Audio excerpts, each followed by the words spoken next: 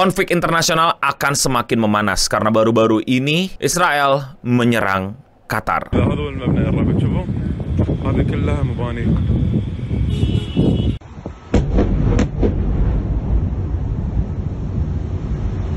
Jadi baru-baru ini Israel baru aja mengirimkan serangan ke Qatar. Yes, Qatar, negara Qatar. Dan berhasil menghancurkan gedung dan menghasilkan korban jiwa juga. Kalau kalian sadar, ini hal yang benar-benar menyebalkan. Karena seperti yang kita tahu, Israel ini selama ini konfliknya berpusat pada Gaza. Kemarin-kemarin sempat nyenggol Lebanon. Israel has launched fresh strikes on Lebanon, saying it has bombed a site used by Hezbollah. The IDF confirmed the attack on social media, claiming the Iran-backed group was attempting to rebuild an underground project previously destroyed. Dan hampir frontal juga sama Iran. Confirms tonight that Iran's nuclear program and other military targets are part of these strikes, as sources tell CNN that the operation will happen in waves. This is not expected to be a one-day mission, that we will see multiple rounds of what is playing out tonight. Kedutaan Iran di negara lain pun juga diserang. An Israeli airstrike destroyed a building belonging to Iran's embassy in Damascus, according to Iranian state media. Iran's Revolutionary Guard said one of their senior commanders was among the dead. Israel's military didn't comment, but it's thought to regularly strike Iran-linked targets. Dan sekarang, Qatar. Just past 17 GMT, that's 8 p.m. here in Doha, we're following breaking news. The Israeli military has carried out airstrikes on Hamas leadership here in the Qatari capital.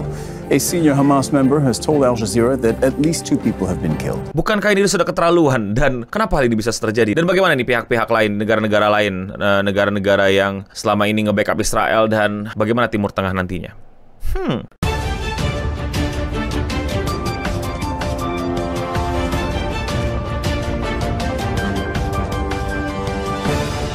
At least 6 people were peeped in the first such attack in Qatar, which has been mediating to end Israel war in Gaza. Hamas said 5 people were including the son of Aide of the senior leader Khalil al-Ahya, while Qatar said 1 security officer was among those in Tuesday.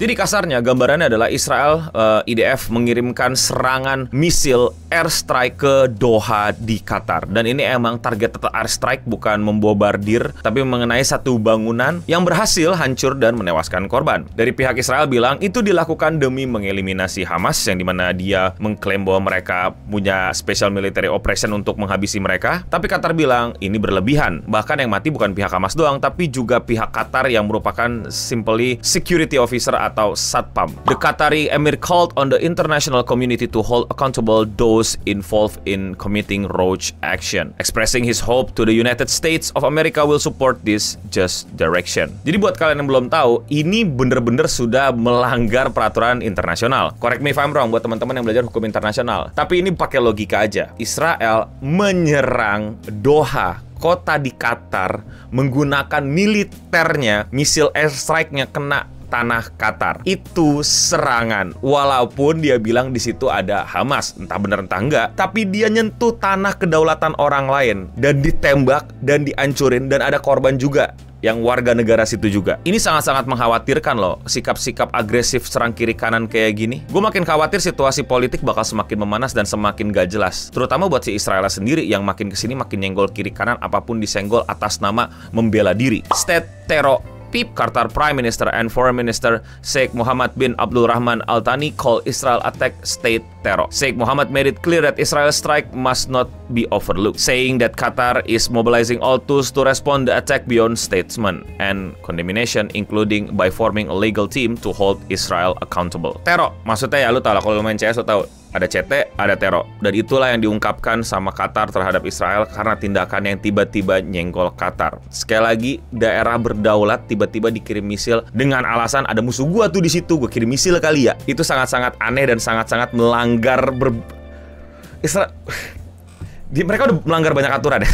Tapi ini aturannya maksudnya udah melanggar yang kayak tetangganya semua diketokin pintu, abis itu dilemparin misil gitu, kayak apaan sih? The Qatari Prime Minister suggested that countries across the Middle East must come together to reign in Israel. Today we have reached a turning point for there to be a response for the entire region against such a barbaric conduct. Earlier, Qatar Ministry of Foreign Affairs condemned in the strongest terms the cowardly Israeli attack on residential building Hamas leader in Doha, calling the assault a blatant violation of all international law and norms. Jadi di sini pihak Qatar pengen ngajak teman-teman di Middle East-nya dunia, para tetangga-tetangga sebagai negara nih yang hidup berdampingan dan bersampingan, bahwa ini udah keterlaluan. Ini udah nggak bisa dibiarin. Ini jangan sampai nggak direspon. Ini mesti direspon. Ini mesti mendapatkan bukan hanya teguran, tapi sesuatu yang lebih dari sekedar teguran, dan bagaimana intinya hal ini nggak terjadi lagi. Kalau gue nggak bayanginnya kayak ini kelamaan didiemin nih orang kayak gini. Kagak paham kalau dia salah, kalau kagak paham kalau dia keliru. Dan seperti kita tahu, karakter ini bisa quote and quote songong, nyenggol tetangga, ngerusuh, ngelanggar peraturan internasional. Nggak hanya ini, dari so many peraturan internasional sudah dilanggar. Sudah banyak juga organisasi yang berusaha menegur, bahkan mengutuk keras. Tapi jangan lupa siapa Big Daddy-nya. Amerika.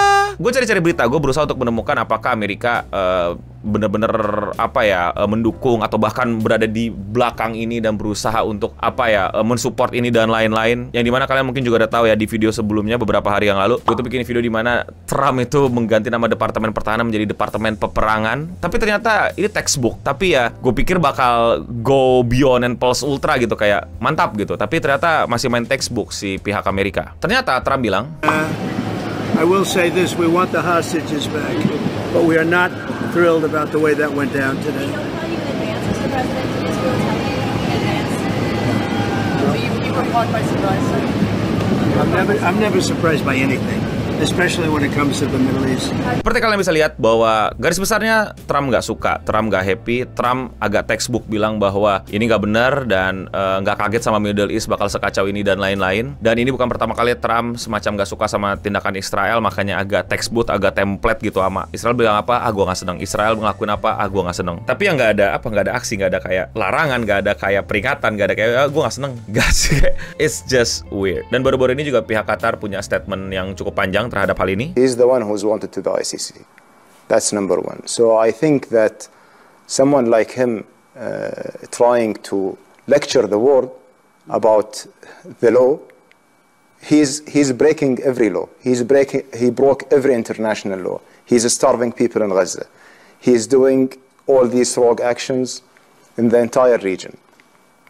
What's next? Dan menurut gue ini semakin mengkhawatirkan. Sikap Israel yang seperti ini sempat membuat ketegangan Timur Tengah itu cukup panas. Yang seperti kita tahu, Iran dan Israel kirim-kiriman rudal jarak jauh, drone, dan lain-lain. Dan jelas itu udah tanda kekhawatiran lah. Tanda tanda yang benar-benar menyeramkan untuk melihat kembalinya berbagai macam negara menggunakan militernya untuk menyerang satu sama lain. Untungnya Amerika turun tangan untuk menghentikan itu. Gue nggak tahu apakah akan terjadi lagi kayak gini dan Amerika akan textbook turun tengah jalan lagi untuk ngeberhentiin. Tapi meanwhile Trump ganti nama Menteri Pertahanan jadi Menteri Peperangan. Menurut gue ini situasi internasional kacau balau, terutama buat Timur Tengah. And again, nothing happen untuk pihak agresornya. Nggak ada hukuman yang dijatuhkan, cuman kecaman-kecaman dan ya udah. Tapi kalau menurut teman-teman yang belajar hubungan internasional atau hukum internasional atau emang lagi ngikutin politik dunia kayak gini, mau ngasih saran atau mau ngasih pendapat, silakan komen di bawah. Duh, jangan sampai dong perang dunia ketiga. Gue males banget kalau ini terjadi. Gue males banget kalau sampai perang dunia ketiga. Man, two is enough lah. Tapi nuance-nya tuh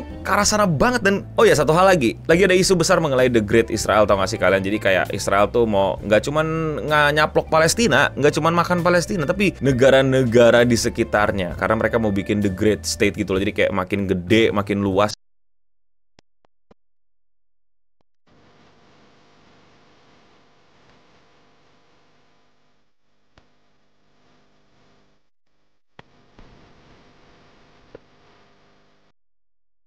Jadi makanya orang-orang mulai mengaitkan ke situ, wah ini agendanya ini ya The Great Israel dan lain-lain ya, makanya nyenggol kiri kanan ya.